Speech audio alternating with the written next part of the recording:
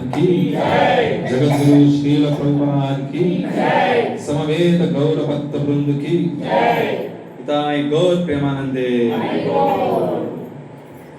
हरे Krishna so మళ్ళీ last 1.5 month నుంచి ఎండాకాలం ఎక్కువ ఇవ్వడం వల్ల రాలేకపోయాను. సో తర్వాత సేవలు అలాగే బిజీ అయిపోయాను. తిరుపతి. సో మనం ఈరోజు మంచి ఒక పురుషోత్తమ మాసంలో మంచి పురుషోత్తమ యోగం నుంచి మనం మంచి శ్లోకం చర్చిద్దాం. సో నేను చెప్పినట్టు చెప్పండి. ఓం నమో భగవతే వాసుదేవాయ. ఓం నమో భగవతే వాసుదేవాయ.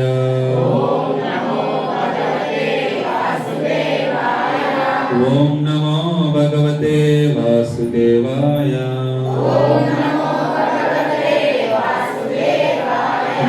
तिमिरन्दस्य ज्ञानाञ्जनशलाकया चक्षुरुन्मिलितं येन तस्मै श्रीगुरवे नमः.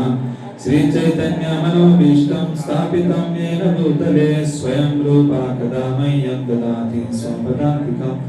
वन्देऽहं श्रीगुरुं श्रीयुतापदकमलं श्रीगुरून् वैष्णवाञ्च श्रीरूपं साग्रजातं सहगणरघुनाथान्वितं तं सजीवं साद्वैतं सावधूतं परिजनसहितं कृष्णचैतन्यदेवं श्रीराधा कृष्णपादान् सहगणललिता श्रीविशाखान्वितां च वाञ्छाकल्पतरुभ्यश्च कृपा सिन्धुरिरेव च पतितानां पावनेभ्यो वैष्णवेभ्यो नमो नमः. हे कृष्णा करुणा सिन्धु दीनबन्धु जगत्पते गोपेश गोपिका कान्ता राधाकान्ता नमोस्तुते. तप्त काञ्चन गौरांगी राधे वृन्दावनेश्वरी वृषभानुसुते देवी प्रणमामि हरिप्रिये. नमो ओं विष्णुपादाय कृष्णप्रेष्ठाय भूतले श्रीमते भक्तिवेदान्ता स्वामिनिति नामिने. नमस्ते सारस्वते देवै गौरवाणी प्रचारिणे निर्विशेषा शून्यवादी साक्षात्देशतारिणे. जय श्री कृष्ण चैतन्य प्रभु नित्यानंद श्री अद्वैत गदाधर श्रीवासादि गौरभक्तवृंद. हरे कृष्णा कृष्णा कृष्णा हरे हरे हरे राम राम राम हरे हरे.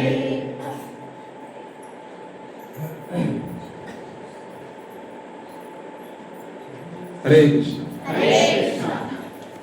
సో లాస్ట్ వారం మనం ఏం విన్నారు, మీరు ఏమైనా చెప్పగలరా? మేము ఈ పాయింట్స్ విన్నాం లాస్ట్ వీక్ కథలో అని ఎవరైనా గుర్తుపెట్టుకున్న వాళ్ళు ఉన్నారా? ఏదైనా 2 పాయింట్లు చెప్పినా నేను మీరు శ్రద్ధగా వింటున్నాను, నాకు అర్థమవుతుంది.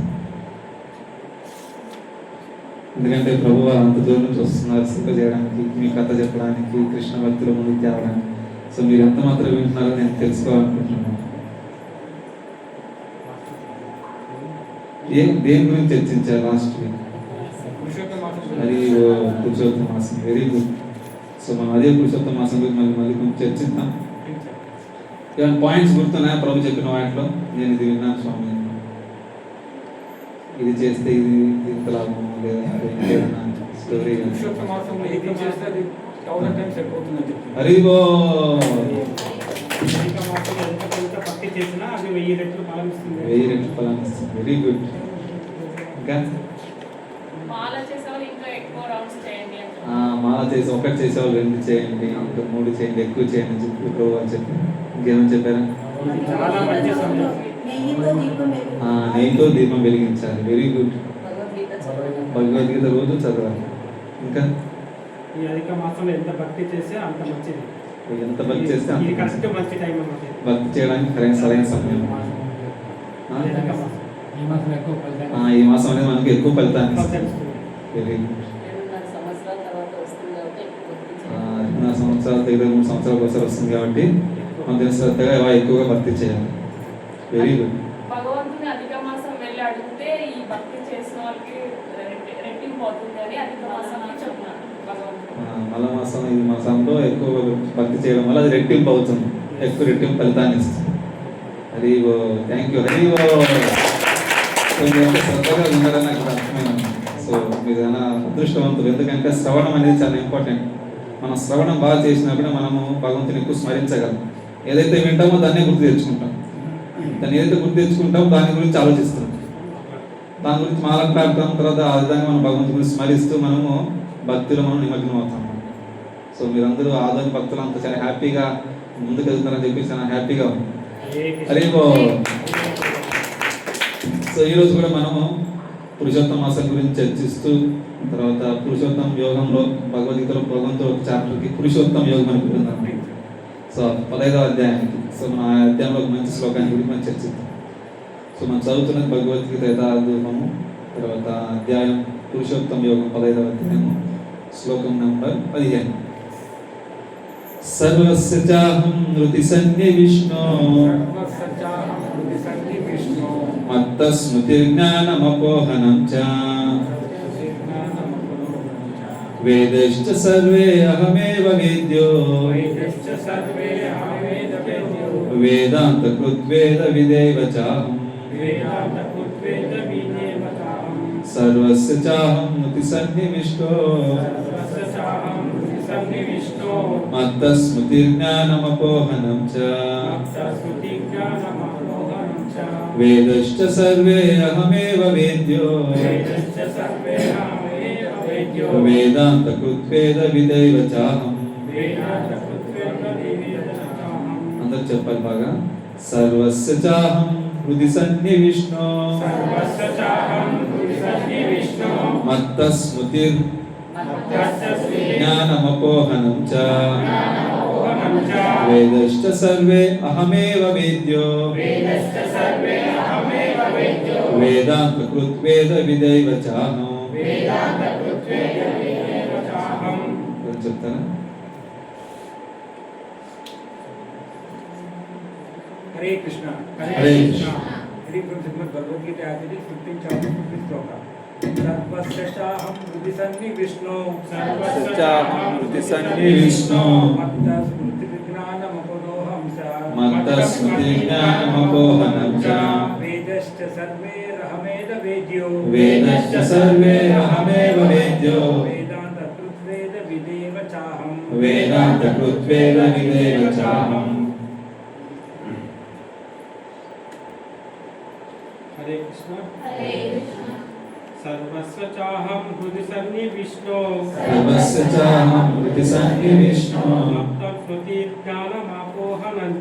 మత్త స్మృతిర్జ్ఞానమపోహనం చ వేదశ్చ సర్వే అహమేవ వేద్యో వేదాంత కృద్వేద విదేవ చాహం.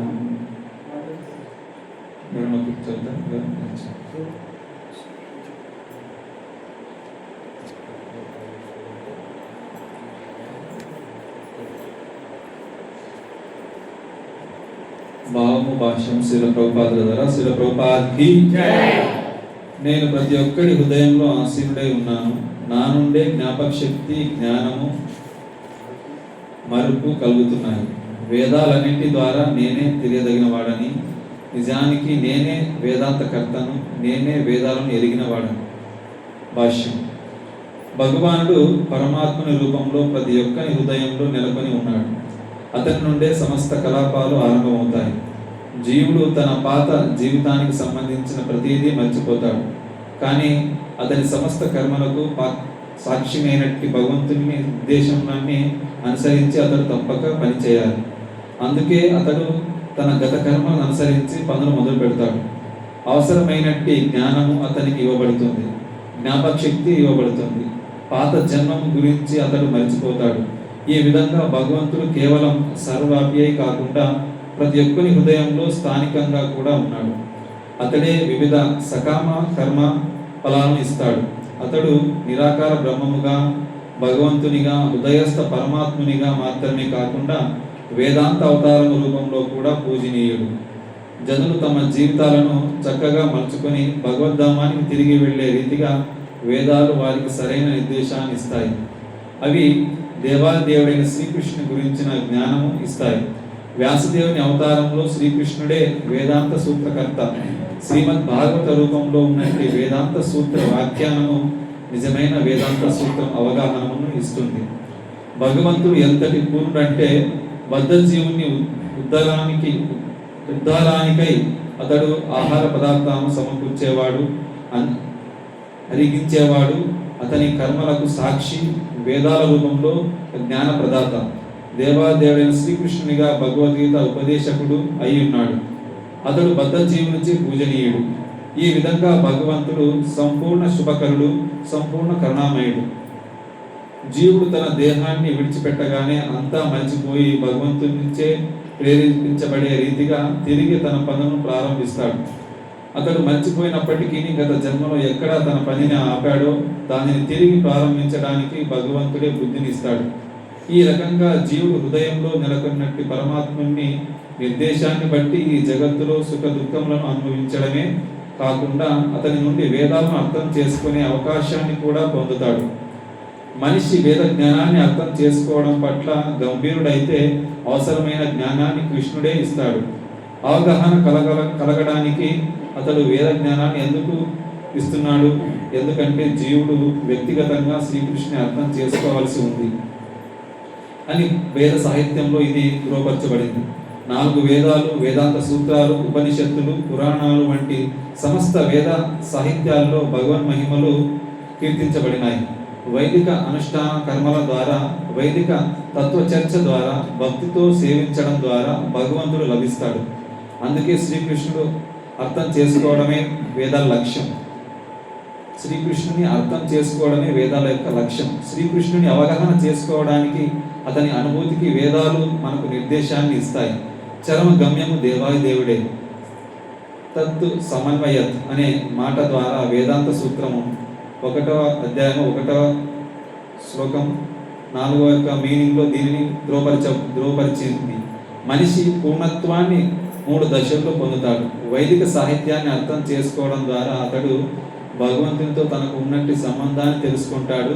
నానా రకాల పద్ధతులను అవలంబించడం ద్వారా అతడు ఆ దేవదేవుని దరి చేరగలుగుతాడు. చివరకు పరమ లక్ష్యాన్ని సాధించగలుగుతాడు. ఆ పరమ లక్ష్యమే దేవాదిదేవుడు. ఈ శ్లోకంలో వేదాల ఉద్దేశము, వేదాల అవగాహన, వేదాల లక్ష్యము స్పష్టంగా నిర్దేశించబడినాయి. హరే కృష్ణ హరే కృష్ణ కృష్ణ కృష్ణ హరే హరే, హరే రామ రామ రామ హరే హరే.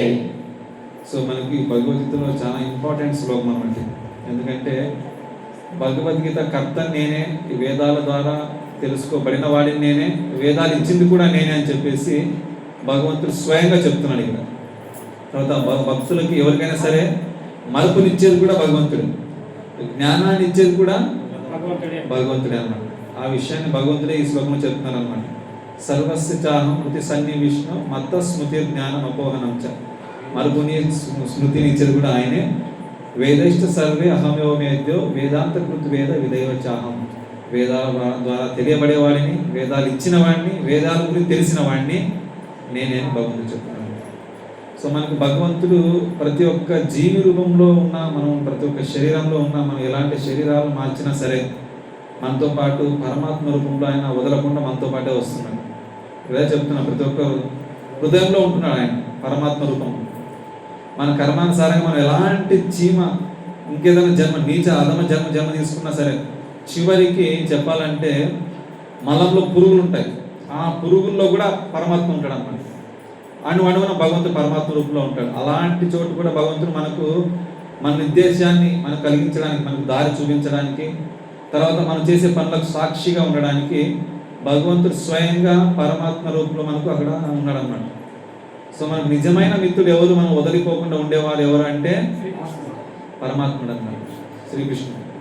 ఎందుకంటే మన మిత్రులందరూ కూడా మనకు ఒక రోజు ఇంకొక రోజు వెళ్ళిపోయేవాళ్ళు, లేదా మన దగ్గర ఏమైనా లాభం ఉన్నప్పుడే ఉండేవాళ్ళు, అంతేనా? బంధువులైనా మిత్రులైనా. కానీ మనకు నిజమైన మిత్రుడు, మన మేలు కోరేవాడు, మనం వదలని వాడు ఎవరు అంటే పరమాత్మ రూపంలో మన ప్రతి జీవి, మన ప్రతి ఒక్క శరీరంలో మనం ఏ శరీరం తీసుకున్నా వదలకుండా వెంట వస్తుంది అన్నమాట. సో మనం ఆ యొక్క నిజమైన మిత్రుల దగ్గర మనం మిత్రత చేయాలి. మనం ఎంతసేపు మనం బయట ఉన్న మిత్రుల్ని మనం గమనిస్తున్నామే కానీ మనలో ఉన్న ఒక రియల్ మిత్రుడు, నిజమైన మిత్రుడిని మనం మర్చిపోతున్నాం. అది మర్చిపోవడం వల్ల మనం ఏ కష్టాలు అనుభవిస్తున్నాం. అలా మర్చిపోకుండా ఉండాలంటే మనం ఏం చేయాలంటే భక్తుల సాంగత్యంలో భక్తి చేయాలి. ఏం చేయాలి? సాంగత్యంలో భక్తి చేసినప్పుడు ఒకరిని చూసి ఒకరిని తెలుసుకుంటాం అన్నమాట, సాధు సాంగత్యం. అందుకే మనం హరే కృష్ణ మంత్రాన్ని జపించడం ఎందుకంటే ఆ పరమాత్మను గుర్తు తెచ్చుకోవడం, ఆయన థ్యాంక్స్ చెప్పడం. హరే కృష్ణ కృష్ణ కృష్ణ హరే హరే హరే రామ రామ రామ హరే హరే. సో భగవంతుడు అన్ని గమనిస్తూ ఉంటాడు అన్నమాట. ఎలా అంటే మనం ఏదైనా కంపెనీలో పని చేస్తున్నాం అనుకోండి, ఏదైనా అక్కడ మనము ఎలా పని చేస్తున్నాం అనేది మనకు తెలియకుండానే మన పై అధికారి మనం గమనిస్తూ ఉంటాడు. మనం గమనించి మనం చేసిన పనికి ప్రమోషన్ ఇవ్వాలన్నా, లేదంటే తీసేయాలన్నా, లేదంటే డిమోషన్ మనకి తక్కువ ఆయన స్థానాన్ని తగ్గించాలన్నా అనేది ఎవరు చూస్తూ ఉంటారు? పై అధికారి గమనిస్తూ ఉంటాం. మనం అనుకోవచ్చు నన్ను ఎవరు పట్టించుకోవట్లేదు, సీసీ కెమెరాలు నేను ఆపేశాను, ఇంకేదో ఆపేశాను, మనకి ఎవరు కనబడడానికి మనం అనుకోవచ్చు. ఎలా అయితే పిల్లి కళ్ళు మూసుకుని నన్ను ఎవరు చూడట్లేదు అనుకుంటుందో మనం అనుకోవచ్చు. కానీ మనకు అదే విధంగా ఎలా అయితే కంపెనీలో పై అధికారి మనం గమనిస్తూ ఉంటాడో, అలాగే మనకు ఇక్కడ భౌతిక లోకంలో కూడా మనకు భగవంతుడు గమనిస్తుంటాడు. పరమాత్మ రూపంలో ప్రతి ఒక్క హృదయంలో ఉండి, తర్వాత పంచభూతాల రూపంలో కూడా, సూర్య చంద్రుల రూపంలో కూడా ప్రతిదీ కూడా మనం గమనిస్తూ ఉంటాడు అన్నమాట.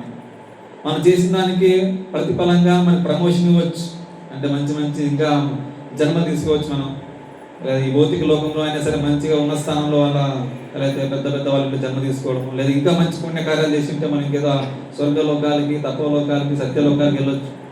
లేదా ఇంకేమో తప్పులు చేసి ఉంటే అధమలోకాలకి, మళ్ళీ మనం పాతాల లోకానికి, అతల ఇతర సుతాల లోకానికి వెళ్ళిపోవచ్చు. సో ఇదంతా ఎవరు గమనిస్తూ ఉంటారంటే భగవంతుడు గమనిస్తూ ఉంటారు. సో మనం కేర్ఫుల్గా ఉంటాం. మనం చేసే పని అయినా సరే నన్ను ఎవరు చూడట్లేదు కాకుండా నేను ఒకరి అండర్లోనే పనిచేస్తున్నాను, నన్ను ఒకరు గమనిస్తున్నారు అని మనం ఆలోచన మనం కేర్ఫుల్గా ఉంటాం. తప్పులు చేయము. మనల్ని ఎవరు చూడట్లేదు అని అనుకున్నప్పుడే మనం తప్పులు చేస్తాం, అంతేనా? సో మన రియల్ క్యారెక్టర్ అనేది ఎప్పుడు బయటపడుతుంది అంటే ఎవరు లేనప్పుడు మనం ఎలా ఉంటామో అది మన రియల్ క్యారెక్టర్ అన్నమాట. అర్థమైందా? అందరు ఉన్నప్పుడు మనం అందరికి దండాలు పెడతాము, అందరికీ నచ్చినట్టుగా మనం వాళ్ళకి తగ్గట్టుగా బిహేవ్ చేస్తాము, అందరిలో నేనే గొప్పవాడిని అని చెప్పి మనం నిరూపించుకుంటాం. కానీ ఎవరు లేనప్పుడు మన యొక్క రియాలిటీ ఎలా ఉందనేది అది మనకి తెలుసు, అది పరమాత్మ తెలుసు. అదే మన రియల్ క్యారెక్టర్ అన్నమాట, రియల్ పర్ఫార్మెన్స్. సో అందువల్ల మనము ఎప్పుడు కూడా మనం గమనిస్తూ ఉండాలి. మనము ఒక అండర్లో ఉన్నాము, మనల్ని ఒకరు గమనిస్తూనే ఉన్నారు. సో మనం ఎప్పుడు కూడా ఆ విషయాన్ని మర్చిపోకూడదు అన్నమాట. సో అందులోన ఈ కలియుగంలో ఏంటంటే భగవంతుని గుర్తు తెచ్చుకోవడానికి ఎన్నో కష్టాలు వస్తూనే ఉన్నాయి మనకు. భౌతికమని అంటే భౌతిక కష్టాలు అంటే ఇతరుల ద్వారా వచ్చే కష్టాలు, ఏదో ఇతర జీవుల ద్వారా, దోమలు, చీమలు, ఇతర వ్యక్తుల ద్వారా. తర్వాత ఆది దైవిక అంటే దేవతల ద్వారా, అంటే సునామీ రావడము, లేదా వర్షాలు ఎక్కువ రావడము, ఎండ ఎక్కువ రావడము, ఇవన్నీ దేవతల ద్వారా వచ్చే కష్టాలు. తర్వాత ఆది ఆది ఆధ్యాత్మిక అంటే మన మనస్సు ద్వారా, మన శరీరం ద్వారా వచ్చే కష్టాలన్నీ వాటిని ఆది ఆధ్యాత్మిక క్లేశాలు అంటారన్నమాట. సో ఈ విధంగా మన క్లేశాలు వస్తున్నాయంటే మనం గుర్తు చేసుకోవాలి, నేను ఇక భౌతిక లోకంలో ఉన్నాను, ఇక్కడి నుంచి వెళ్ళిపోవాలి అని. ఏమనుకోవాలి? వెళ్ళిపోవాలనుకోవాలి. ఎందుకంటే మనం టాయిలెట్లో వెళ్ళి మనం అక్కడ ఉండాలని ఎవరు అనుకోరు అనమాట. సో మనం ఎంతసేపు సరే మనం బయటకు తొందరగా వెళ్ళిపోవాలని కోరుకుంటాం. సో ఆ విధంగా ఈ యొక్క భౌతిక జగత్తుని భరత మహారాజు టాయిలెట్స్తో పోలుస్తారు. సో తొందరగా మనం ఇక్కడి నుంచి నువ్వు ఎంత టాయిలెట్ క్లీన్ పెట్టుకున్నా టాయిలెటే అనమాట, అంతేనా? సో అందువల్ల మనం ఇక్కడి నుంచి భగవద్ధాం వెళ్ళాలంటే హరే కృష్ణ కృష్ణ కృష్ణ హరే హరే హరే రామ రామ రామ హరే హరే. భగవంతుడు మనకి ఎలా అంటే మనం ఎంతగా ఆయన దగ్గర అవుతామో ఆయన అంతే మనం సహకరిస్తాడు అన్నమాట. ఏ తమా ప్రపంచంతే తాం సైదైవ భజామి. అంటే మనము భగవంతుని దగ్గర అవ్వాలి అని చెప్పి మనం కోరుకుంటున్నాం అనుకోండి, ఆయన కూడా మనకు ఓకే దగ్గర అవ్వాలని కోరుకుంటున్నాడని చెప్పి దానికి తగ్గట్టు సౌకర్యాలు ఇస్తారన్నమాట. లేదు నేను భగవంతుని దూరం అవ్వాలని కోరుకుంటున్నాం అనుకోండి, దానికి తగ్గట్టు సౌకర్యాలు కూడా ఆయనే ఇస్తాడు. రెండు కూడా ఆయనే ఇస్తాడు. ఎందుకంటే చెప్పాలంటే ఇప్పుడు జైల్లో ఉన్నవాడికి గవర్నమెంటే చూసుకుంటుంది, బయట ఉన్నవాడికి కూడా గవర్నమెంటే చూసుకుంటుంది. రెండు కూడా చేసేది కూడా గవర్నమెంటే అన్నమాట. సో ఆ విధంగా భగవంతుడు ఏంటంటే మనం ఎలాంటి కోరికలతో ఉన్నామో దానికి తగ్గట్టుగా, దానికి దేవతలు పూజించాలనుకుంటే దానికి తగ్గట్టుగా ఉన్న జ్ఞానాన్ని కూడా ఇచ్చేది ఆయనే. లేదా భగవంతుడు దూరం అయిపోవాలి, ఎలా అయితే ఇక్కడ శిశుపాలుడు అలాంటి వాళ్ళు భగవంతుడు దూరం అవ్వాలనుకున్నారు, అలాంటి ఫ్రెండ్స్ని ఇచ్చాడు ఆయనకి. తర్వాత ఈ భక్తులకి ఇక్కడ వాళ్ళు భగవంతుడు దగ్గర అవ్వాలనుకుంటున్నారు కాబట్టి వాళ్ళు సత్సంగత్యాలు ఇస్తారు భగవంతుడు భక్తులకు.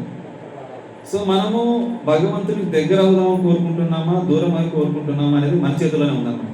ఇక్కడ భగవంతుడు అదే చెప్తున్నాడు, మత్తర్ స్మృతి జ్ఞానం అపోహనం నీకు మతిని గుర్తు తెచ్చేది కూడా నేనే, మరుపునిచ్చేది కూడా నేనే అంటున్నాను.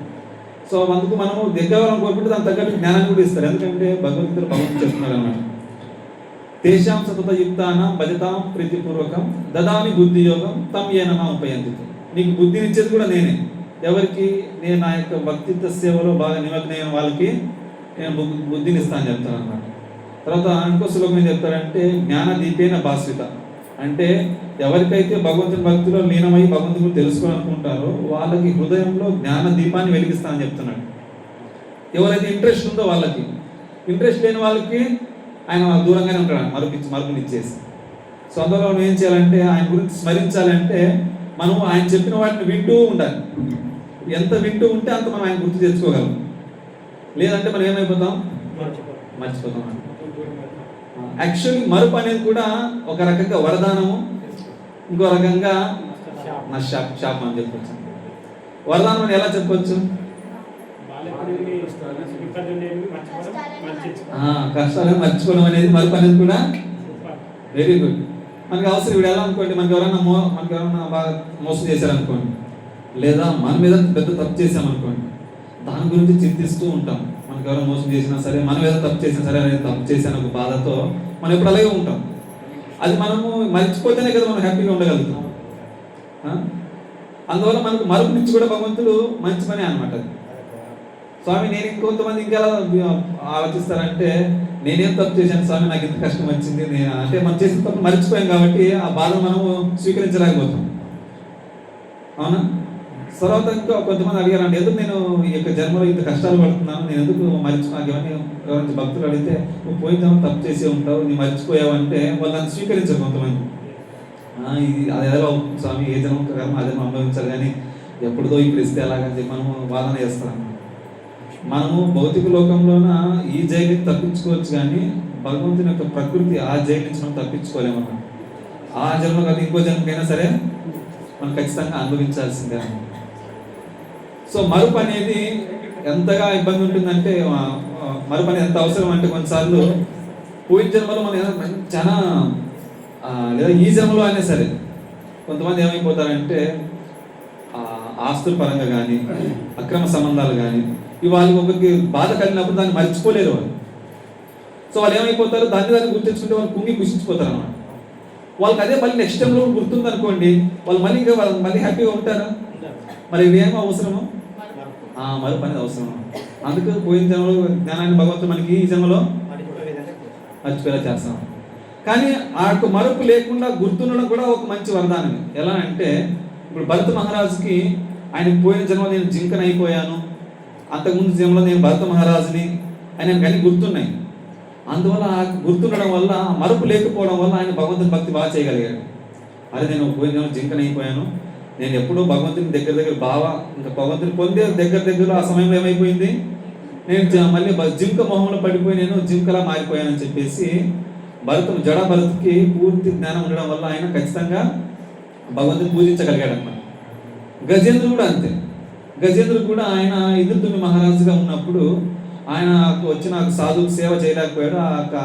ఆయన శపించడం వల్ల ఆయన నెక్స్ట్ జన్మలో ఏనుగైపోతాడు.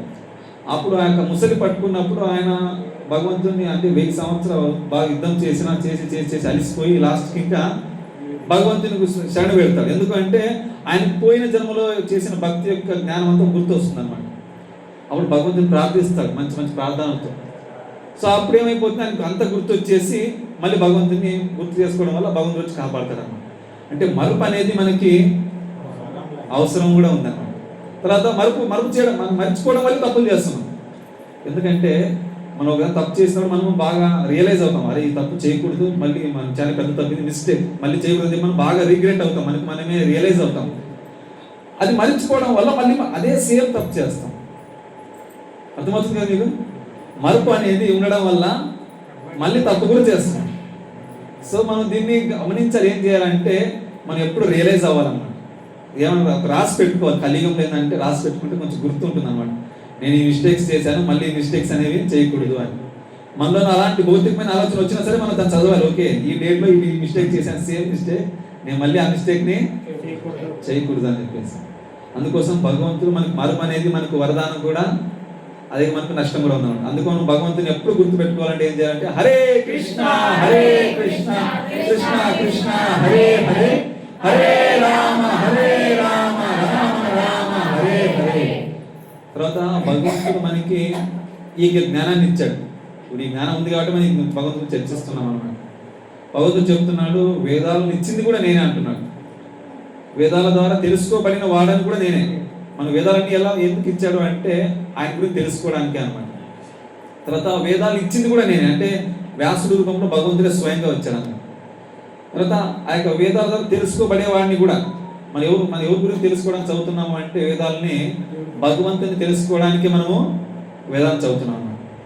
అందుకు వేదాల ద్వారా మనం ఎలా అయితే భగవంతుని భక్తి చేసి భగవంతుని చేరుకోవచ్చు, ఈ యొక్క కలియుగంలో హరే కృష్ణ మంత్రం జపించి చేరుకోవచ్చు, ఇలా రకరకాల యుగాల్లో రకరకాల భగవంతునితో భక్తి చేయడానికి విధానాలు ఉన్నాయని చెప్పేసి మనం ఇది ఎలా తెలుసుకుంటున్నాం, ఈ యొక్క శాస్త్రాల ద్వారా. ఆ శాస్త్రాలు ఇచ్చింది కూడా ఆయనే అన్నమాట. ఆ విధంగా మనం భగవంతుని ఎలా చేరుకోవాలని చెప్పింది కూడా ఆయనే అన్నమాట. తర్వాత మనకు ఈ భగవంతుని మనం ఎంతగా రుణపడి ఉన్నామంటే మనకి తినడానికి ఆహారాన్ని ఇచ్చింది కూడా ఆయన, మన శరీరంలో అవయవాలు ఇచ్చింది కూడా ఆయన, తిని దాన్ని అరిగించేది కూడా ఆయన, అంతేనా? తర్వాత ఈ యొక్క జ్ఞానాన్ని ఇచ్చింది కూడా ఆయనే. తర్వాత ఈ జ్ఞానాన్ని అర్థం చేసుకుని మన జీవితం అవలంబించడానికి జ్ఞానాన్ని బుద్ధిని ఇచ్చింది కూడా ఆయన అన్నమాట. సో మనం ఇంతగా మనకు ఆయనకి ఎంతో రుణపడి ఉన్నాం. అందుకోసం మనం ఖచ్చితంగా ఏం చేయాలి? థాంక్స్. హరే కృష్ణ కృష్ణ కృష్ణ హరే హరే, హరే రామ రామ రామ హరే హరే. సో ఈ విధంగా మనము భగవంతునికి థ్యాంక్స్ చెప్పాలి. ఏం చేయాలి? కృతజ్ఞత చెప్పాలి. మన కృతజ్ఞత లేదంటే మనం అంతా చెప్పాలంటే ఒక దొంగలం అన్నమాట. ఏమి ఇప్పుడు ఎవరైనా ఒక వస్తువుని ఒక దగ్గర నుంచి తీసుకుని మనకు అట్లీస్ట్ థ్యాంక్స్ కూడా చెప్పాలంటే మనం ఏమైపోతాం? దొంగలే అయిపోతాం. ఇప్పుడు ఏదో మంచి ప్యాన్ ఉంది ఇక్కడ, నేను నచ్చినట్టు అడగకుండా తీసుకెళ్ళిపోయాను అనుకోండి, ఏమైపోతుంది? దొంగతనం. మనకి ప్రకృతిలో భగవంతుడు అన్నీ ఇచ్చాడు. మనకి కొంచెం ఎండ ఎక్కువైందని చెప్పి చల్లార్చడానికి వర్షాన్ని కూడా ఇచ్చాడు, కొంచెం చల్లగానే ఇచ్చాడు. ఆ తర్వాత తిండిని మన శరీరంలో ఉన్న వస్తువులన్నీ కూడా ఫ్రీగానే ఇచ్చాడు. మనకు ఆక్సిజన్ కొనుక్కునే అవసరం లేకుండా ఫ్రీగానే ఇచ్చాడు. అవునా? ప్రతిదీ కూడా మనం ఆయన మీద ఆధారపడి ఉన్నాం. మనం ఆయన యొక్క ఆస్తిని వాడుకుంటున్నాం. ఎవరి ఆస్తిని? మీరేమైనా తయారు చేసుకున్నారా? మీ నాన్నగారు ఏమైనా తయారు చేశారా? మన తాతగారు ఏమైనా తయారు చేశారా? అన్ని ఆస్తులు అన్ని వాళ్ళ ద్వారా మనకు వచ్చాయి, కానీ వాళ్ళు కాపాడబడుకుంటూ వచ్చారే కానీ ఆ ఇచ్చింది ఎవరు? భగవంతుడు. మన ఆయన ఆస్తిని మనం వాడుకుంటూ ఆయన రుణపడి లేకుండా ఆయన థ్యాంక్స్ చెప్పకుండా మనం ఎంజాయ్ చేస్తాం. మనం ఇప్పుడు ఏమైనట్టు మరి ఆస్తిని మనం వాడుకుంటున్నాం కానీ ఆయన థ్యాంక్స్ కూడా చెప్పడండి మన దొంగలే కదా మనం. సో ఆ యొక్క దొంగతనం నుంచి మనం బయటపడి జెంటిల్ మ్యాన్ గా ఆయన థ్యాంక్స్ చెప్తూ, ఎందుకంటే ఆయన మన తండ్రి మన తాత అనుకోవచ్చు మన భగవంతుని. సో ఆయన ద్వారా ఇచ్చాడు మనకు, కానీ ఆయన థ్యాంక్స్ అని చెప్పాలన్నమాట. మనం ఏదో బయట ఏదో ఒక నడి రోడ్డు మీద ఉన్న వాళ్ళకి లిఫ్ట్ ఇస్తేనో, లేదంటే ఎగ్జాంపుల్ ఏదో హాల్ టికెట్ పోయి తీసుకొచ్చి ఇచ్చారనుకో, లేదంటే ఇంకేదన్నా మనకు ఆ సంబంధించిన ఎమర్జెన్సీ సిచ్యువేషన్లో ఆపరేషన్ తీసుకెళ్లారనుకో హాస్పిటల్కి, మనం వాళ్ళ లైఫ్ లాంగ్ గుర్తుపెట్టుకుంటాం. అంతేనా? మర్చిపోతాం మనం ఎప్పుడన్నా? డాక్టర్ ఏదో ఆపరేషన్ చేసి మనం ఉన్నదాన్ని దాన్ని జస్ట్ ఆయన ఏం చేస్తారంటే ఆయన కొత్త ప్రాణాన్ని తీసుకురాడు, ఉన్నదానికి మెకానిక్ రిపేర్ చేస్తాడు అక్కడ. ఆయన ఏం చేస్తాం? దేవుడితో పోస్తాం, ఆయన జీవితాంతం ఆయన గుర్తుపెట్టుకుంటాం. కానీ ఇన్ని ఫ్రీగా ఇచ్చిన ఆయన్ని, మన హార్ట్ ఫ్రీగా ఇచ్చాడు, హార్ట్ ఆపరేషన్ చేసిన గుర్తుపెట్టుకుంటామే కానీ హార్ట్ ఇచ్చిన మర్చిపోతాం. సో ఇంత ఇచ్చిన వాడిని మనం మర్చిపోయి మనము ఆయనకి రుణాన్ని మనం మర్చిపోవడం వల్లే ఈ యొక్క భౌతిక లోకంలో కష్టాల్లో ఉన్నాం అన్నమాట. సో మనం దీని నుంచి బయటపడి ఆయన థ్యాంక్స్ చెప్పాలి అంటే కలియుగంలోన హరే కృష్ణ కృష్ణ కృష్ణ హరే హరే, హరే రామ రామ రామ హరే హరే. సో మనం భగవంతునికి ఇలా థ్యాంక్స్ చెప్పినప్పుడు భగవంతుడు కూడా హ్యాపీ అవుతుంది అన్నమాట. ఎలా అయితే మీ ఇంట్లో మీ నాన్నగారు ఒక డజన్ అరటిపండ్లు తెచ్చారు అనుకోండి, డజన్ అరటిపండ్లు తెచ్చాడు మా నాయన చెప్పి మొత్తం తినేస్తామా, లేదా నాన్న మంచి పండ్లు తెచ్చాను చెప్పి నాన్న ఒకటి ఇచ్చాను, నాన్న ఇంకా హ్యాపీ అయిపోతాడు, రేపు నుంచి ఇంకా ఎక్కువ తీసుకొస్తాడు. నువ్వు వచ్చాయి కదా అని చెప్పేసి మీ నాన్న కూడా పెట్టకుండా మొత్తం నువ్వే తిన్నావు, ఏమైపోతుంది? కోపం. భగవంతుడికి ఏం కోపం రాదు, మా కొడుకే అనుకుంటారు, నాన్న అయినా సరే తండ్రి అయినా సరే భగవంతుడైనా. బట్ కానీ మనకి కృతజ్ఞత భావం అనేది ఉండాలన్నమాట. కృతజ్ఞత భావం లేకపోతే మనం మనిషి కాదన్నమాట. మనిషికి మాత్రమే ఆ జ్ఞానం ఉంది, కృతజ్ఞత తెలపాలి. జంతువులకు అజ్ఞానం లేదన్నమాట. మన దగ్గర కృతజ్ఞత భావం లేదన్నమాట. మనం ఏమైనట్టు? జంతువులమైనట్టు, దొంగలమైనట్టు. మనం అంటాం భగవంతుడిని, స్వామి నువ్వు మక్కని చోరు, నువ్వు వెన్న దొంగతనం చేస్తున్నావు స్వామి అంటాం. అది ఆయనది, అది అంతేనా? ఈ ప్రపంచాన్ని సృష్టించింది, ఆ వెన్నని ఇచ్చింది, అంతా చేసింది కూడా ఆయన ద్వారా వచ్చింది. ఇప్పుడు మీ ఇంట్లో మీరు ఫ్రిడ్జ్లో నుంచి ఏమైనా తెచ్చుకొని తిన్నారనుకోండి, మీ ఇంట్లో పిల్లలు వచ్చి ఎవరు దొంగ వచ్చి తిన్నాడంటారా? అది ఆ ఇంటికి యజమాని ఆయన. ఆయన ఎక్కడైనా తినొచ్చు, ఏమైనా తినొచ్చు. సో ఆ విధంగా మనం భగవంతుని చోర్ అని చెప్పలేము అన్నమాట. ఆయన మక్కని చోర్ అంటారు, ఆయన ఇంకేదో మనకు రణ్ చోర్ అంటారు, వెన్న దొంగ అంటారు. సో భగవంతుడు ఎప్పుడు కూడా దొంగ కాదన్నమాట, మనం దొంగల యాక్చువల్. సో మనం ఆ దొంగలను మర్చిపోవడం వల్ల మనం నిజాయితీ, మనం ఏదో గొప్పగా జెంటిల్ మ్యాన్లా ఫీల్ అయిపోతున్నాం అన్నమాట. సో అలా కాకుండా మనము భగవంతునికి ఆయన దగ్గర ఉన్న సంబంధాన్ని తెలుసుకోవాలి. మనకు పూర్ణత్వం, మన జీవితాన్ని పూర్ణత్వాన్ని పొందాలి అంటే 3 స్టేజ్ల ద్వారా పొందొచ్చు. 3 స్టేజ్లు ఉన్నాయన్నమాట. ఒకటి వచ్చేసి సంబంధం అన్నమాట. ఏంది? సంబంధము. తర్వాత సెకండ్ వచ్చేసి అభ్యుదయం. అభ్యుదయం అంటే భగవంతునికి మనం ఫస్ట్ సంబంధం గురించి మీకు ఎక్స్ప్లెయిన్ చేస్తాను. సంబంధం అంటే నాకు భగవంతునికి సంబంధం ఏమిటి, నేను ఆయనకి ఏమవుతాను, ఆయన నాకేమవుతాడు అని తెలుసుకోవడం దాన్ని సంబంధం అంటాం. తర్వాత అభ్యుదయం అంటే ఓకే భగవంతుడు ఆయన దేవాది దేవుడు, మా తండ్రి, ఆయన దగ్గరికి వెళ్ళాలని తెలుసుకున్నాం. ఇప్పుడు అక్కడికి వెళ్ళడానికి చేసే పనిని అభ్యుదయం అంటాం. ఏమంటాం? అభ్యుదయం. దాన్నే భక్తి అంటాం అన్నమాట. ఏమంటాం? భగవంతుడికి సంబంధం తెలుసుకుంటాం, ఆయన నాకేం సంబంధం అని. ఆయన మా యొక్క జీవులు, ఆయన భగవంతుడు, నేను ఆయన యొక్క అంశని, ఆయన సేవ చేయాలని తెలుసుకున్నాం. ఆయన దగ్గరికి వెళ్ళడానికి చేసే పనిని భక్తి అంటామన్నమాట. ఏమంటాం? దాన్ని అభ్యుదయం అంటామన్నమాట. ఆ భక్తి చేయడం ద్వారా వచ్చే ఫలితాన్ని ప్రయోజనం అంటాం. ఏమంటాం? భక్తి ద్వారా మనకి ఏమొస్తుంది అంటే, కృష్ణ భక్తి ద్వారా మనకు కృష్ణ ప్రేమ వస్తుంది. ఏమొస్తుంది? కృష్ణ ప్రేమ అనేది అల్టిమేట్ అన్నమాట. భగవంతుని భక్తి చేయడం ద్వారా వచ్చేదాన్ని మనకు కృష్ణుని యొక్క ప్రేమ అన్నమాట. ఈ యొక్క ప్రతి భౌతిక లోకంలోనూ ప్రతి ఒక్కరికి కరువు ఏంది అంటే ప్రేమ అన్నమాట. ఏం కరువు? ఒకరికొకరు పలకరించి మంచిగా ప్రేమతో మాట్లాడించేవాళ్ళు లేరన్నమాట. ఆ లేకపోవడం వల్ల ఆ యొక్క ప్రేమ ఎవరు చూపించాలో తెలియక జనాలు జంతువుల మీద చూపిస్తున్నారు అన్నమాట. ఇంట్లో కుక్కలు పెంచుకోవడం, అంటే ప్రేమ చూపించడం తప్పు కాదు జీవుల మీద, బట్ కానీ ఆ యొక్క వాటి మీద పూర్తిగా, ఇందాక చెప్పాను కదా, మన పరమ మిత్రుడు ఎవరు మనతో పాటు ఉండే? ఆయన భగవంతుడు. పరమాత్మ రూపంలో మనం ఎలాంటి శరీరం తీసుకున్నా మనలోన ఒక పరమాత్మ రూపంలో మన దగ్గరే ఉన్నాడు, మనకి జ్ఞానాన్ని ఇస్తూ మనకి డైరెక్షన్ ఇవ్వడానికి. మనం అలాంటి వారి దగ్గర మిత్రచిత్తం చేయకుండా మనం ఏం చేస్తామంటే ఆ ప్రేమ చూపించడానికి ఎవరు దొరకపోయేసరికి, ఎందుకంటే ఈ భౌతిక లోకంలో నిజమైన మిత్రుడు దొరకడు. ఎప్పుడు కూడా మనల్ని వాడుకునేవాడే దొరుకుతాడు. మన దగ్గర ఎంత డబ్బు ఉన్నప్పుడు ఉండడము, లేదంటే మన దగ్గర ఏదైనా ఇంకేదైనా ఉన్నప్పుడు మన దగ్గర మాత్రం ఫ్రెండ్స్గా ఉంటారు, పలుకుబడి ఉన్నప్పుడు తర్వాత ఏమైపోతారు? దూరం అయిపోతారు. సో ఆ విధంగా మనము నిజమైన మిత్రులు కానీ నిజమైన బాంధవులు దొరకపోవడం వల్ల మనం ఏం చేస్తామంటే జంతువులను బాగా స్నానాలు చేయించడం, వాటిని చూసుకోవడము, అంటే వాటికి చూడ తప్పు కాదు. ప్రతి ఒక్క మనిషి జీవనం యొక్క కర్మ ఏంటంటే చిన్న జీవులకి మనం చూసుకోవడం మన యొక్క బాధ్యత అనమాట. అది ఏ జీవైనా సరే. సో ఆ విధంగా ఏమైపోయిందంటే జీవులు అనేవాళ్ళు ప్రతి ఒక్కరికి ప్రేమ తక్కువైపోయి జంతువుల మీద చూపిస్తున్నారు. ఆ నిజమైన సేవ అనేది భగవంతుని దగ్గర మాత్రమే మనము చేయాలన్నమాట. సేవాభావం అనేది భగవంతుని దగ్గర సేవ చేసినప్పుడు మనం సాటిస్ఫై అవుతాం. మీరు ఎన్ని జీవులకు చేసినా, ఎంతమంది మనుషులకు సేవ చేసినా ఆ సాటిస్ఫాక్షన్ అనేది రాదనమాట. ఎందుకంటే భగవంతుడు చెప్పాడు, మమైవాంశో జీవలోకే జీవభూత సనాతన. అంటే మన యొక్క జీవులం అనేవాళ్ళు భగవంతుని యొక్క అంశం అన్నమాట. ఆయన సేవ చేసినప్పుడు మనము, ఇప్పుడు ఈ చెయ్యి ఉందనుకోండి, ఈ చెయ్యి పని ఏంటి అంటే ఈ శరీరానికి సేవ చేయాలి. నువ్వు ఈ శరీరానికి నువ్వు సేవ చేయకుండా నేను శరీరానికి నేను ఎందుకు సేవ చేయాలి, నేను ఎంజాయ్ చేస్తానని చెప్పేసి ఈ చెయ్యికి నేను తీసుకెళ్ళి లడ్లు మీద పెట్టినా, సాంబార్ పోసినా, ఇడ్లీ తినిపించినా చెయ్యి తినలేదన్నమాట. తింటుంది ఏమన్నా? చెయ్యికి ఎంత ఎనర్జీ అనేది ఎక్కడి నుంచి వస్తుంది? శరీరం నుంచి వస్తుంది. ఆ శరీరానికి ఎనర్జీ సేవ చేసినప్పుడు చెయ్యి అనేది హ్యాపీగా ఉంటుంది, అంతేనా? లేదు నేను ఎందుకు తినిపించాలని చెప్పేసి మనము ఈ చెయ్యిని తీసుకెళ్ళి నేనే తింటానని చెప్పేసి చెయ్యిని తీసుకెళ్ళి మనం స్వీట్ రైస్లోనో లేదంటే ఇంకా స్వీట్లోనో ఇంకా బజ్జీల మీద ఒగ్గాని మీద పెడితే మనకి చెయ్యికి ఏమైనా ఎనర్జీ వస్తుందా? సో చెయ్యి అనేది ఏం చేయాలంటే ఆ యొక్క సేవ చేయాలి. ఎవరికి సేవ చేయాలి? శరీరానికి. అంటే తీసుకొని ఆ యొక్క ప్రసాదాన్ని నోటికి అందించినప్పుడే అప్పుడు ఈ చెయ్యికి అనేది ఎనర్జీ వస్తుంది అనమాట. ఆ విధంగా మనం ఎప్పుడు కూడా భగవంతుని సేవ చేసినప్పుడే మనకి ఎనర్జీ, సాటిస్ఫాక్షన్ అనేది ఉంటుంది అనమాట. అందువల్ల మనం ఏం చేయాలంటే భగవంతునికి మీకు ఏం సేవ చేయడానికి ఛాన్స్ లేకపోయినా అట్లీస్ట్ నాలుగు ద్వారా సేవ చేయొచ్చు. హరే కృష్ణ హరే కృష్ణ కృష్ణ కృష్ణ హరే హరే హరే రామ రామ రామ హరే హరే. సో మనం భగవంతునికి భక్తి చేసి భగవంతుని దగ్గర చేరుకోవచ్చు అనమాట. జస్ట్ మీరు భక్తి చేస్తే చాలు. ఎలా అయితే తండ్రి దగ్గర ఉంటే చాలు, తండ్రి ఆస్తి అంతా మీకు వస్తుంది, అంతేనా? సో ఆ విధంగా మీరు భక్తి చేస్తే చాలు, మీరు భగవంతుని దగ్గర ఖచ్చితంగా వెళ్ళిపోతారు.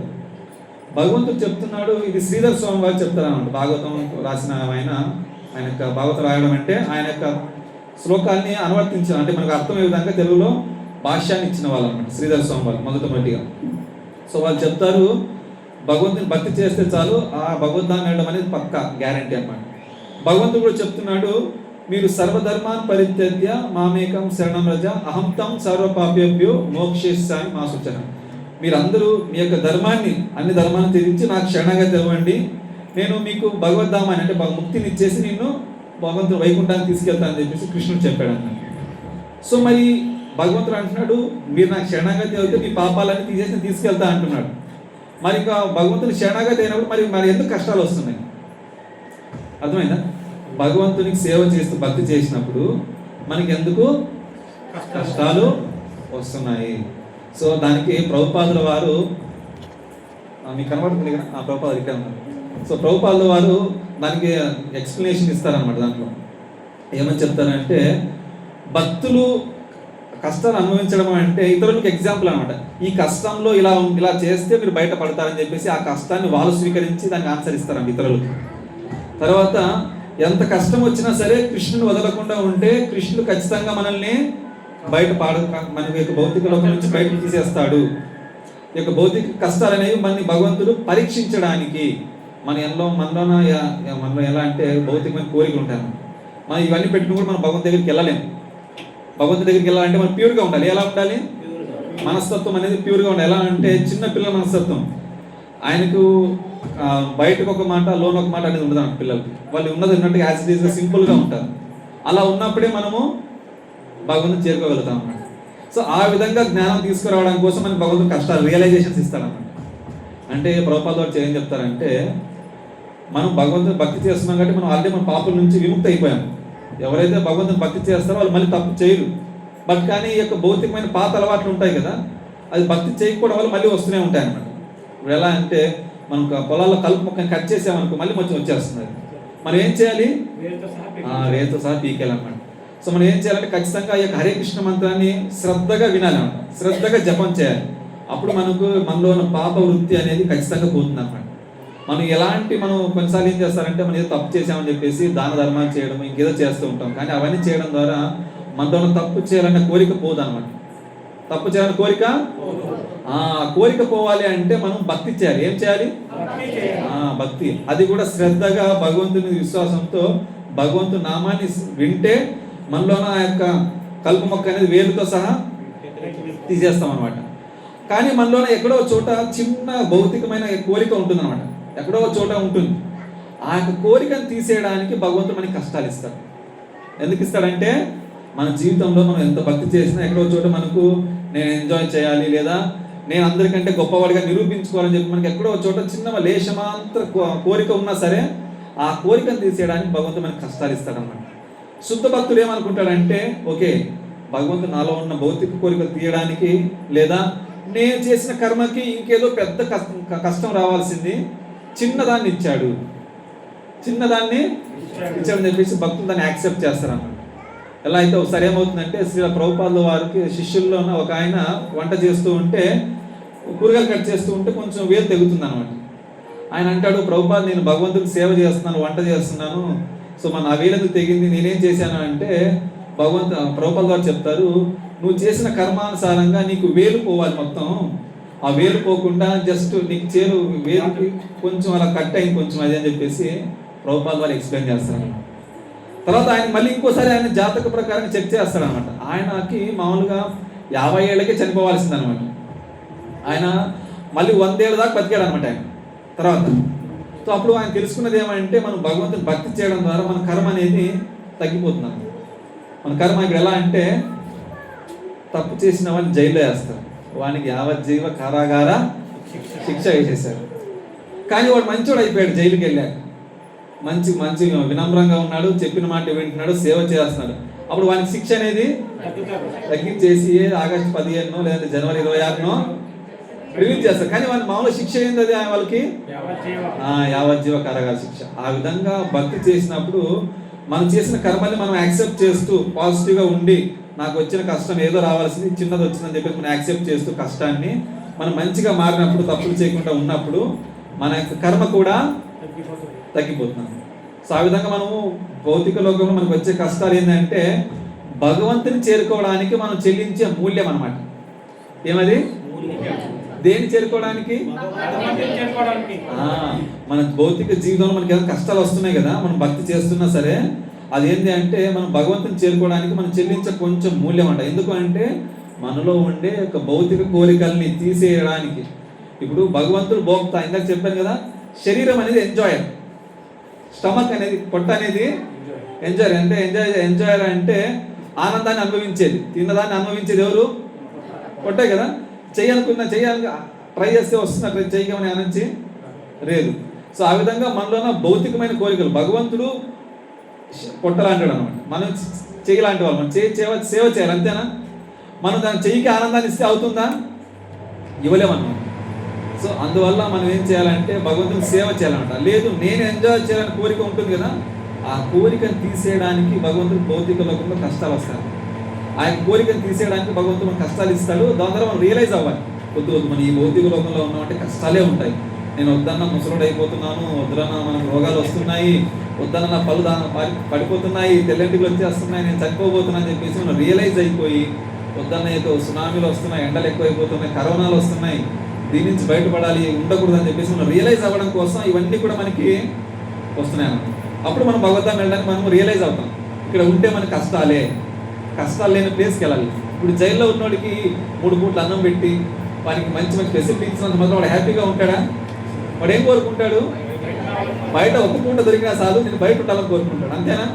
సో మనం కూడా అదేగా ఉండాలన్నమాట. ఇక్కడ ఎలా అంటే మనం ఫిక్స్ అయిపోయాము, నాకు రోగాలు వచ్చినా పర్లేదు, నేను ముసలుడు అయినా పర్లేదు, నాకు ఆస్తి ఉంటే చాలు, నాకు ఇంకేమన్నా చాలని చెప్పి మనం ఇక్కడే ఫిక్స్ అయిపోతున్నాం.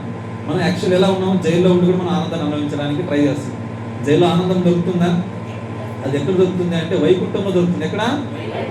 ఆ వైకుంఠానికి చేరుకోవాలంటే హరే కృష్ణ హరే కృష్ణ కృష్ణ కృష్ణ హరే హరే, హరే రామ రామ రామ హరే హరే. సో ఈ విధంగా మనం భగవద్ధాం చేరుకోవాలంటే కలియుగంలో హరే కృష్ణ మంత్రాన్ని జపించాలి. ఎందుకంటే భగవంతునికి థ్యాంక్స్ చెప్పాలి.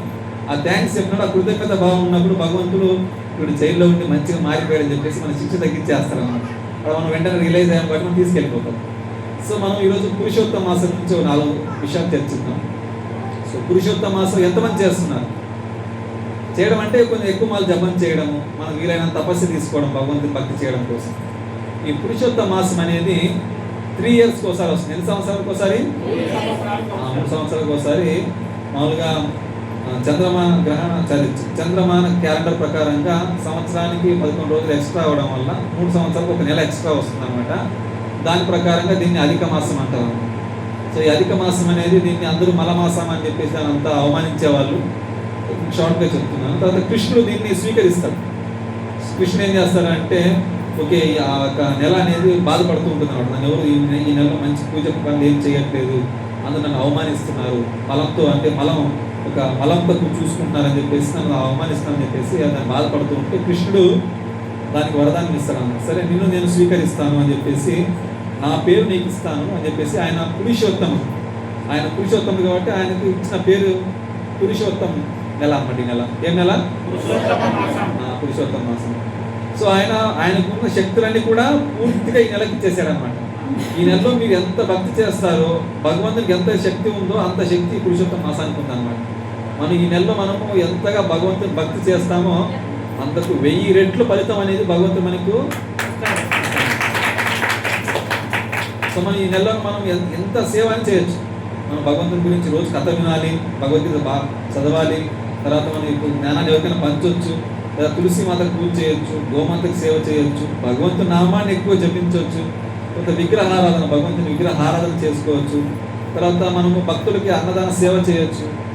తర్వాత ఈ విధంగా మనం ఈ కలియుగంలో మనం ఈ యొక్క అధిక మాసం అనేది చాలా బిగ్ సేల్ అన్నమాట. ఎలా అంటే మనకు మామూలుగా వింటూ ఉంటాం కదా, బొంపర్ సేల్, సంక్రాంతి ఫెస్టివల్ లేదంటే ఎండాకాలం ఫెస్టివల్స్, దసరా. సో భగవంతుడు కూడా మనకు ఈ భౌతిక జనాలు భౌతిక లోకంలోన సంవత్సరం పొడవునా బిజినెస్, సంవత్సరం పొడవునా పని, జాబ్ అని చెప్పేసి బిజీగా ఉంటున్నారు. అసలు వాళ్ళకి టైమే లేదు. వాళ్ళకి గుడికి వచ్చి సండే వచ్చి ఒక గంట సేపు కూర్చొని కథ వినేంత టైం కూడా లేదన్నమాట. అలా దండం పెట్టుకుని అలా వెళ్ళిపోతుంటారు అన్నమాట. సో అలాంటి వాళ్ళైనా సరే 3 years ఒకసారైనా సరే నా గురించి భక్తి చేయాలని చెప్పేసి భగవంతుడు ఈ నెలనిచ్చాడన్నమాట. సో ఈ నెలలో మనం సింపుల్గా మన వల్ల ఎంత అవుతే అంత, మన శక్తి తగ్గట్టుగా మన జ్ఞానాన్ని మనం వచ్చినంతగా. ఎలా అంటే కొంతమంది ఒక పూట తినేవాళ్ళు ఉంటారు, లేదా ఏకాదశి వ్రతాన్ని మంచిగా పాలిస్తూ భగవంతునికి పూర్తిగా ఆ రోజు ఉపవాసం ఉండి, లేదంటే భగవంతుడి గురించి ఎక్కువ జపం చేసేవాళ్ళు. 4 మాలు చేసేవాళ్ళు, 8 మాలు చేయడం, 16 మాలు చేసేవాళ్ళు, 32 మాలు చేయడం. మన వల్ల ఎంత అవుతే అంత, మనం ఎంత టైం తీయగలిగితే అంత. ఎందుకంటే ఒకరికి మీకు ఒక బిగ్ షాపింగ్ మాల్ తీసుకెళ్ళిపోయి మీకు గంట టైం ఇస్తామండి, మీకు ఏం కావాలో తెచ్చుకోండి అంటే మనం ఏం చేస్తాం? ఫ్రీగా మీకు గంట టైం ఇచ్చామండి, మీకు ఏం కావాలో తెచ్చుకోండి, గంటలో వచ్చారు, మరి గంట తర్వాత మీకు మళ్ళీ ఛాన్స్ లేదు, మనం ఏం చేస్తాం? సో మనకు నచ్చినవన్నీ, మనకు దొరికినవన్నీ ముందు అడావుడిగా అన్ని మొత్తం మనం ఏం చేస్తాం? టప్పులు వేసుకుంటా పరిగెత్తుకుంటూ వచ్చేస్తాం. అవునా? సో అదే అలాంటిది అనమాట. ఇది అధిక మాసం అనేది అన్ని నెలలు, కార్తీక మాసం అయినా సరే, ఇంకేదైనా శ్రావణ మాసం అయినా సరే, ఏ మాసం కూడా ఈ యొక్క మాసానికి సమానం కాదన్నమాట. అంతగా భగవంతుడు ఫుల్ షాపింగ్ మాల్ ఫ్రీ అనమాట. మీరు ఎంత నింపుకుంటే మీ సంచి మీకే నిండుతుంది అనమాట. సో అందువల్ల మీరు ఈ యొక్క సమయాన్ని వృధా చేయకుండా ఎక్కువగా ఈ నెల మొత్తాన్ని కృష్ణ స్మరణలోనే ఉండాలి. బయట విషయాలు ఆలోచించుకోకుండా, ఎక్కువ మొబైల్ ఎక్కువ చూడకుండా దానికి ఒక లిమిట్ పెట్టుకోవాలి. నేను పొద్దున ఒకసారి, సాయంత్రం ఒకసారి, మధ్యాహ్నం ఒకసారి మెసేజ్ చెక్ చేసుకుంటా, వాట్సాప్ చెక్ చేసుకుంటా. ఇంకేం చూడు, యూట్యూబ్ చూడను, ఇంకేం చూడు, వాట్సాప్కి ఎక్కువ, అంతకుమించి ఎక్కువ టైం ఏను. ఓన్లీ నేను కృష్ణుడి గురించి చదువుతాను, భాగవతం చదువుతాను, భగవద్గీత చదువుతాను. అందులో భగవద్గీతలో 15వ అధ్యాయం అనేది పురుషోత్తమ యోగం. ఈ అధ్యాయం నేను ఖచ్చితంగా చదువుతాను, ఎందుకంటే భగవంతుడు ఆ పేరు తీసుకున్నాడు కాబట్టి. సో ఈ విధంగా మనము ఎంత టైం ఇవ్వగలిగితే అంత టైం అనేది ఈ యొక్క పురుషోత్తమ మాసాన్ని అనేది మనకి టైం ఇవ్వాలన్నమాట. తర్వాత రకరకాల అధిక మాసం గురించి మహిమ అన్నమాట. ఏం చెప్తారంటే గోవర్ధనం ధరం వందే గోపాదం గోపరూపిణ గోకులోద్భవం ఈశానం గోవిందం గోపికా ప్రియం. అంటే ఈ విధంగా మంత్రాలు అన్నమాట. భగవంతుడి గురించి మనం ఎంతగా షార్ట్ కట్స్, మనం ఇప్పుడు రణమండు కొండ వెళ్ళడానికి ఇలా తిరిగి అలా తిరిగి బైక్లో వెళ్ళిపోయి మనం ఇబ్బంది పడడం అంటే, మీకు ఇక్కడి నుంచి స్వామి మీకు రూప్ వేస్తాం, స్వామి మీరు ఇక్కడ ఎక్కేయండి, మీరు అక్కడ దిగేస్తారంటే మనం ఎంతమంది రెడీగా ఉంటాం చెప్పండి? అందరు రెడీగా ఉంటారు. సో ఆ విధంగా భగవంతుడు ఇక కలియుగంలోన మీరు భక్తి చేసిన, ఏదో తపస్సు చేసి ఏదో యజ్ఞాలు చేసి నన్ను చేరుకోలేరు, నన్ను జస్ట్ భగవంతు నామస్మరణ చేయండి. హరే కృష్ణ కృష్ణ కృష్ణ హరే హరే, హరే రామ రామ రామ హరే. సింపుల్ దారి ఇచ్చారన్నమాట. మీరు ఏం చేయకపోయినా ఇది ఒక్కటి చేయండి చాలు. రోజుకు ఒక 15 నిమిషాలు కూర్చొని భగవంతు నామాన్ని జపించాను. ఇది ఒక్కటి చేసిన చాలు, మన జీవితంలో చేసిన తప్పులన్నీ కూడా, పాపాలన్నీ కూడా పోతాయి. తర్వాత మనం మళ్ళీ పాపం చేయకుండా ఉండడానికి బుద్ధిని కూడా ఇస్తాడు భగవంతుడు. మనలో ఉన్న కలుపు మొక్కల్ని వేరుతో సహా తీసేస్తాడు భగవంతుడు, ఈ భగవంతుడు నామాన్ని జపించడం ద్వారా. సో అలాగా ఆ యొక్క కార్తీక మాసాన్ని శాస్త్రాలు కొంతమంది పాటించారన్నమాట. పాండవులు తెలుసు కదా, పాండవులు ఒకసారి కృష్ణుని అడుగుతారన్నమాట, స్వామి మేము ఏం తప్పు చేసాం, ఎప్పుడు మేము స్మరించుకుంటూ భక్తి చేస్తూనే ఉన్నాం, కానీ ఎందుకు కష్టాలు వచ్చాయి అంటే అప్పుడు కృష్ణుడు చెప్తారన్నమాట, ఈ తప్పంతా ద్రౌపది చేసింది. ద్రౌపది పోయిన జన్మలో ఆమె మేధావి అనే ఒక కూతురు అంట, ఆమె ఒక ఋషి కూతురు. ఆమె ఏం చేస్తుందంటే అక్కడ తండ్రి గారు, ఆమె చాలా అందంగా ఉంటుంది, తర్వాత తల్లి ఏమో చెప్పుకుంటాగా చనిపోయి ఉంటుంది చిన్నప్పుడే. తండ్రి కూడా ఆమె పెళ్లి చేయాలనే ఆలోచన లేకుండా నిదానంగా చనిపోతాడు. అప్పుడు ఆమె ఒంటరిది అయిపోతున్నాను. అప్పుడు ఆమెకి ఏం చేయాలో తెలియదు, చాలా బాధపడుతూ ఉంటుంది. అప్పుడు ఇది అనుకోకుండా అక్కడికి దుర్వాసముని వస్తారు. ఎవరు? దుర్వాసముని వాళ్ళ నాన్నకు మిత్రుడు అనమాట. ఆయన మిత్రత్వంతో యొక్క కూతురు ఒకటే ఉంది, మంచి చేద్దామని చెప్పి వస్తే ఆమె అడుగుతున్నాడు, నేనేం తప్పు చేశాను, ఇందా నాకు ఇలా అయింది అంటే అప్పుడు ఆయన చెప్తాడు, సరే నువ్వేం బాధపడదమ్మా, మన జీవితంలో ఉన్న కష్టాలన్నీ పోతాయి, నీకు అన్ని మంచి రోజులు వస్తాయి, భగవంతుడు నేను బాగా చూసుకుంటాడు, నువ్వు వచ్చే ఈ యొక్క పురుషోత్తమ మాసం అధిక మాసం అనేది వస్తుంది, నేను ఈ వ్రతాన్ని పాటించని చెప్తాను. అప్పుడు ఆమె తెలిసింది ఏమంటే ఈ నెల అనేది మలమాసము, దీనికి ఎందుకు పనికిరాదు, ఈ నెల ఏం భక్తి చేసినా మనకి ఏం లాభం ఉంటుందని చెప్పేసి ఆమె అంతవరకే తెలుసు. తర్వాత స్టోరీ ఆమె తెలియదు అనమాట, ఈ నెలలో భక్తి చేయాలి, శ్రీకృష్ణుడే ఆ నెలను స్వీకరించాలనే జ్ఞానం అనేది ఆమెకు తెలియదు. అప్పుడు ఆమె సాధువుని దుర్వాసనని ముందే ఆయన కోపం ఎక్కువ, ఆయన తిట్టేస్తుంది అనమాట. నువ్వేం సాధువు, నువ్వు మా నాన్న మిత్రులని చెప్తావు, ఈమె మలమాసంలో ఎలాంటి మంచి పని చేయరు, నువ్వేమో నన్ను భక్తి చేయమని చెప్తున్నావు, నువ్వు ఏమైనా స్వామి అదే అని చెప్పేసి ఆయన కోపంతో తిట్టేస్తుంది. ఆయన కోపాన్ని బాగా కంట్రోల్ చేసుకుంటాడు అనమాట. ఎందుకంటే నా యొక్క ఫ్రెండ్ కూతురు శాపం ఇస్తే మంచిది కాదని చెప్పేసి, సరే నేను చెప్పడం అయితే చెప్పాను, నీ ఇష్టం ఇంకా, బట్ కానీ నన్ను తిట్టావు కదా, దీన్ని అనుభవించాలి, ఎందుకంటే సాధువు తిట్టే అది మనకు మంచిది కాదు, నీ ఇష్టం అమ్మ అని చెప్పేసి వెళ్ళిపోతాడు ఆయన. అప్పుడు ఆ వెంటనే ఏమైపోతుందంటే నిదానంగా ఆమెకు ఉన్న అందమంతా పోతుంది, ఆమె ఆస్తి అంతా మొత్తం నాశనం అయిపోతుంది, ఇంకా లాస్ట్ ఏమీ ఉండదు. ఆ టైంలో ఆమె శివుని పూజిస్తుంది అన్నమాట. శివుడు ఏంటంటే వెంటనే ఎవరు అడిగితే వాళ్ళు వరాలు ఇచ్చేస్తారన్నమాట. ఎందుకంటే ఆయన అశుతోష్ అంటే వెంటనే ప్రత్యక్షం ఆ యొక్క భక్తులకు సంతృష్టి చెందేవాడు అన్నమాట. మనం గంగాజలం పోసి ఒక తులసాకి ఇచ్చామంటే వెంటనే మనం కోరిక తీర్చడానికి వచ్చేస్తాడు. మనం రావణాసుల తలలు కోసుకునేసి అంత అవసరమే లేదు. సో ఆయన అంత ఎందుకు వస్తాడు అంటే భక్తులు డిస్టర్బ్ చేస్తూ ఉంటారనమాట. నాకు అది కోరిక, నా ఇల్లు కావాలి, ఆ గాడి కావాలి, జాబ్ కావాలి, అది కావాలి అడుగుతూ ఉంటారు. ఆయన ఏదో భగవంతుడు నామాన్ని జపం చేసుకుంటూ ఉంటాడు, రామ రామ అని. మనం వినే ఉంటాం కదా, శ్రీరామ రామ రామేతి రమే రామే మనోరమే సర్వనామ తత్తుల్యం రామనామ రామే. సో ఆయన భగవంతు నామాన్ని జపం చేసుకుంటూ ఉంటారు. నేను డిస్టర్బ్ చేశారు. పిల్లలు వచ్చి నాన్న అది ఎలా, అది ఇది అంటే మనం ఏమైపోతుంది, మనకి ఇంట్లో మీకు డిస్టర్బ్ అయిపోతారు. సరే తీసుకొని మనం వెంటనే ఇచ్చేస్తాం అన్నమాట. ఆ విధంగా ఆయన ఏం చేస్తారంటే సరే మనం డిస్టర్బ్ చేయొద్దని చెప్పేసి వెంటనే వాళ్ళు వరాలు ఇచ్చేస్తారు. సో ఆమె అప్పుడు ద్రౌపదీదేవి వచ్చి అడిగిందని చెప్పేసి ఆయన వెంటనే ఏం చేస్తాడు, ఏం కావాలమ్మా అడిగినప్పుడు ఆమె బాధతో నాకు ఎవరు దిక్కే లేదు, నాకు భర్త కావాలి అని చెప్పేసి 5 సార్లు నేను బాధతో చెప్పేస్తాను. ఆయన శివుడు కూడా తదాస్తు అని చెప్పేస్తాను. సో ఆయన చెప్తారామంట, సరే నీకమ్మా నీకు 5 మంది భర్తలు వస్తారని చెప్పేస్తాను. నేనేం వరదానం కోరుకుంటే నాకు 5 మంది భర్తలు ఇదలా వాళ్ళ శాపంలో కదా అంటే, కాదు నువ్వు సాధుని ఇలా ఇబ్బంది పెట్టావు, సో అందువల్ల నీకు కానీ ఈ 5 మంది కూడా నీకు మంచి ధర్మాత్మలు వస్తారు భక్తగా, నువ్వు బాధపడదని చెప్పేసి వెళ్ళిపోతారు. తర్వాత వాళ్ళు నెక్స్ట్ జన్మలో వాళ్ళు 5 భక్తులుగా వీళ్ళు పాండవులు వస్తారు. తర్వాత ఆమె ఈ యొక్క తప్పు నుంచి బయటపడడానికి వాళ్ళు పాండవులంతా ఏం చేస్తారంటే రాబోతున్న పురుషోత్తమ మాసాన్ని మళ్ళీ స్వీకరిస్తారంట. అంటే పూర్తిగా ఆ యొక్క నియమాన్ని పాటిస్తూ వాళ్ళు పూర్తిగా నెలలోన భక్తి అనుగుణమైన పనులు ఎక్కువ యాక్టివిటీగా ఉంటే భక్తి బాగా చేస్తారు. అప్పుడు వాళ్ళు వెంటనే యొక్క కోల్పోయిన రాజ్యాన్ని పొందడం, యుద్ధంలో విజయాన్ని పొందడం, తర్వాత కృష్ణ భక్తులు ఇంకా ముందుకు ఎదగడం జరుగుతుంది. తర్వాత ఇంకొక లీలలో ఏంటంటే కీర్తవీర్య అంటే ఒక ఆయన ఉంటాడు, రాజు ఉంటాడు. ఆయనకు పద్మావతి అనే ఒక భార్య ఉంటుంది. వాళ్ళు పెద్ద రాజ్యం అంటారు, మహిష్మతి రాజ్యం. మన సినిమాలో వినే ఉన్నారు కదా, మహిష్మతి అని వినే ఉంటారు. సో నేను కాలేజ్ డేస్లో ఉన్నప్పుడు జస్ట్ గుర్తు చెప్తాను నీకు అది. ఆ యొక్క రాజ్యంలోన రాజు ఉంటాడు, కానీ వాళ్ళ పిల్లలే లేరు. ఆ రాజ్యాన్ని నెక్స్ట్ తీసుకెళ్లేవాళ్ళు. సో వాళ్ళు అప్పుడు ఏం చేస్తున్నారంటే పద్మావతి దేవి ఆమె భార్య, రాజు యొక్క భార్య, ఆమె అనసూయని కలుస్తున్నాడు.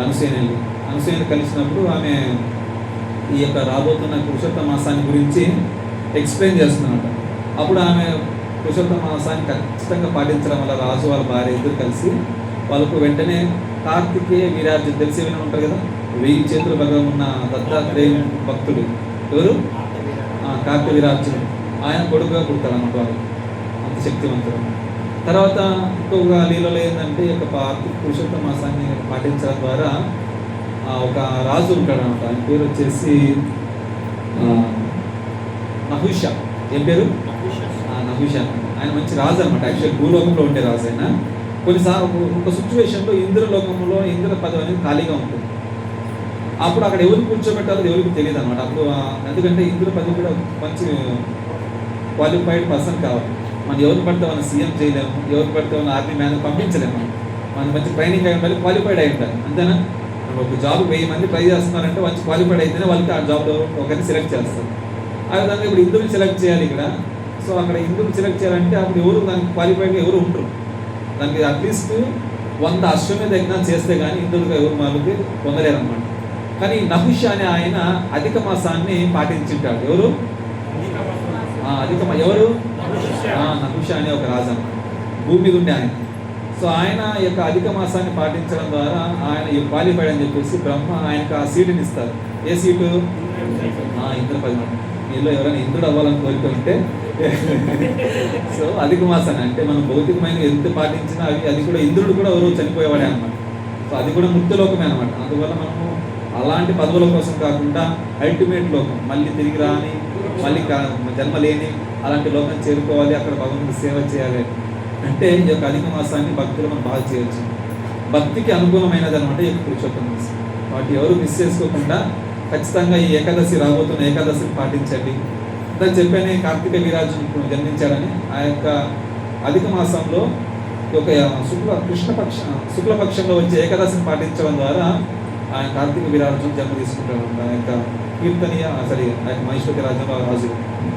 సో అందువల్ల మనం ఈ కార్తీక మాసాన్ని ఖచ్చితంగా పాటించాలి. మనం అందరం కలిపి ఒక మాల జపం చేద్దాం. ఎందుకంటే ఈ అధిక మాసంలో ఒక మాల జపం చేయడం ఎంతో మంచిది. ఎంతమంది దగ్గర మాల ఉన్నాయి? సో ఈ కలియుగంలో ఎవరు మనం మిస్ చేసుకోకూడదు. ఒక 10 నిమిషాలైనా సరే ప్రతి ఒక్కరూ ప్రతిరోజు జపం చేయాలి. మనం మాల చేయట్లేదు అంటే మనం ఇంత కథలో విన్నాం కదా, భగవంతుడు మనం థ్యాంక్స్ చెప్పట్లేదు. థ్యాంక్స్ చెప్పట్లేదు అంటే మనం ఏమైనట్టు? దొంగలమైనట్టు. సో ఎవరైనా నేను దొంగ కాకూడదు, నేను జెంటిల్ మ్యాన్ ఫిక్స్ అవుదాం అనుకున్నారో వాళ్ళు ఖచ్చితంగా రోజు భగవంతుడికి థ్యాంక్స్ చెప్పాలి, భగవంతుడి నామాన్ని జపించాలి. ఇది పెద్ద ఖర్చేం లేదు. మీరు ఇంట్లో కూర్చొని ప్రశాంతంగా భగవంతుడి నామాన్ని జపించడమే.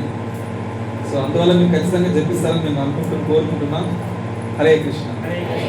హరే హరే, హరే రామ హరే రామ, రామ రామ హరే హరే, హరే కృష్ణ కృష్ణ కృష్ణ హరే హరే, హరే రామ రామ, రామ రామ హరే హరే, హరే కృష్ణ కృష్ణ కృష్ణ హరే హరే, హరే రామ రామ, రామ రామ హరే హరే, హరే కృష్ణ కృష్ణ కృష్ణ